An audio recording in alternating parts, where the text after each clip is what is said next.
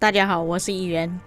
国服我真的是服了。那之前我有说过国服的一些骚操作啊，包括买中站啊，然后要派人去他们的网国扫填之类的。我刚刚说的2个案例都是来自同一个网国510那边所引发的。今天又出现新闻了，510他买通对方的代打，然后把王国要塞给拆掉了。据我收到的消息，他们说代打就是这位玩家。我还看到其他人说已经找到他的身份证号码，他人住在哪里，他的支付宝全部都找到了，是已经报警处理了，并且他除了拆要塞之外，传闻说他还把对方的装备给分解了。那分解的这些装备就看官方那边肯不肯再给回来吧。不过我觉得大多数情况下官方是不会返回的。这件事情搞得还蛮大的，有不少国服的玩家找我叫我铺路这件事情，还有当地的玩家找我跟我说来龙去脉。事情的起因很长，简单讲，从 K1 开始就有个人一直在给我们513顶级车头代练，直到 K3 收了510的钱，反手直接拆了他们的要塞，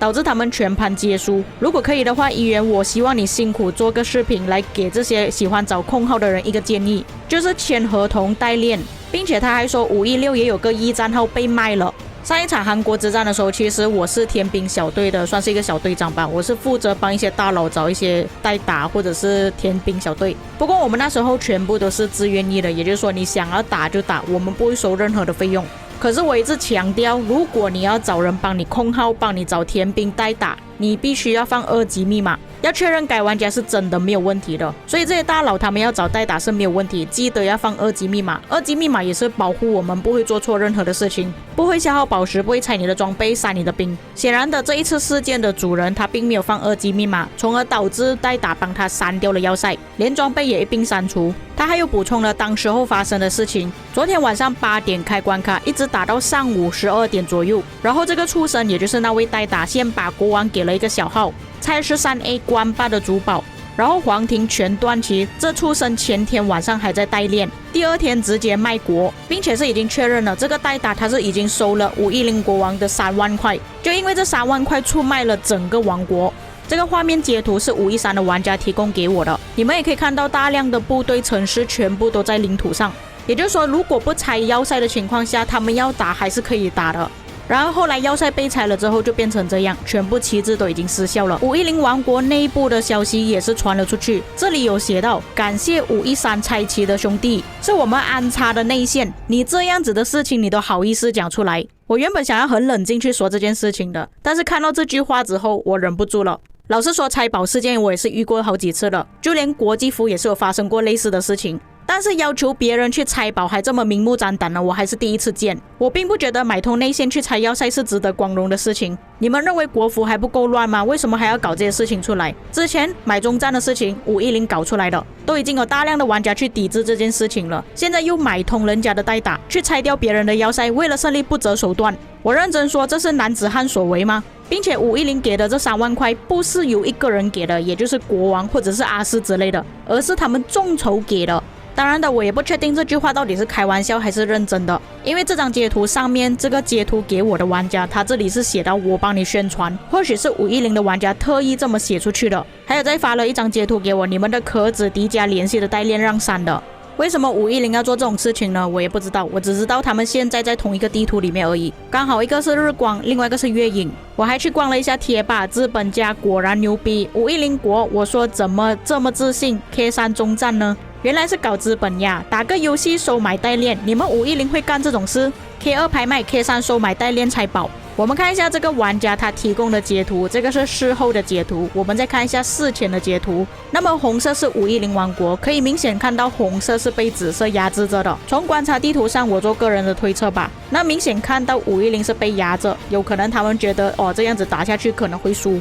至于他们表现比较好的就是蓝绿色，也就是右手边的那个联盟。其实这个时候我们可以明显看到紫色跟绿色的旗帜是最多的，也就是513王国的盟友。从我的经验来看，其实上下方的联盟不会这么快就退出皇庭，而且他们的优势很大。毕竟明眼人也看得出吧，红色、黄色、蓝色旗帜是很少的，在他们领土这么少的情况下，要反推出去是不太可能的事情。就算我们不看旗帜的大小，我们也不看领土的数量，我们直接看生成，可以明显看到紫色跟绿色是已经连接上生成了，再加上513的旗帜，可以说整个圣城是由513他们军团占领了2/3。就在他们要塞被拆了之后，右手边的王国就趁虚而入，结果现在皇庭就变成这样了，剩下紫色旗帜是完全没有退出皇庭的。至于下面橙色的盟友，估计是中间被端起了，看到他们门口前面的旗帜其实还蛮少的，下面也只剩下一点点绿色的旗帜了。那我觉得现在513的玩家应该是非常生气的。那假设说 OK， 如果他们能力不足输了这一场 KVK，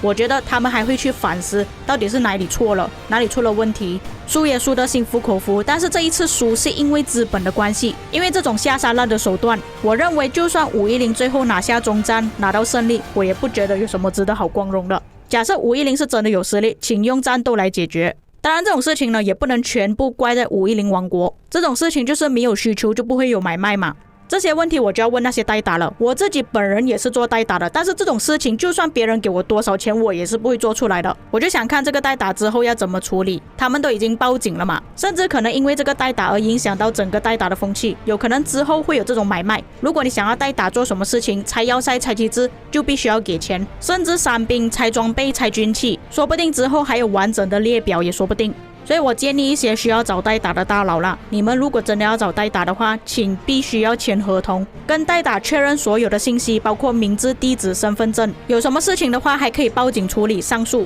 不光是国服而已，国际服也是一样，因为国际服也是发生过类似的事情。我们不要以为自己清高，没有发生过类似的事情。只要你把账号交出去，就不安全了。最后我要提的就是510王国，那510王国居然可以想出这样子的行为，去买通别人的代打。或许有些玩家会认可他们的做法，但是我相信大多数人都是不会认可他们的做法的。我也不清楚510王国在国服的实力，但是风水轮流转，今天你是这样子对待别人，也有一天可能你的王国就会发生这样子的事情。510所做的坏事已经臭名远扬了。征服赛季不像 K2、K3 那样子，你打来打去都是那几个王国，到时候自由战斗、自由匹配，我就看到时候510王国会不会被其他的王国给灭掉。其实现在510王国就是先锋王国，那你们已经成为先锋王国，为什么不要展现你们先锋王国的实力呢？各种方面去想，如果你的王国打得好，你就可以招募到更多的玩家进来，你的王国就更活跃、更强大，还需要担心招募不到更好的玩家进来吗？上次在 K2 已经用资本来拿到黄庭之战了，这一次也是因为资本。难道510王国没有资本、没有钱的话，就不能再打 KVK 了吗？我想要讲的东西都已经讲完了。这件事情不管是在国服还是国际服也好，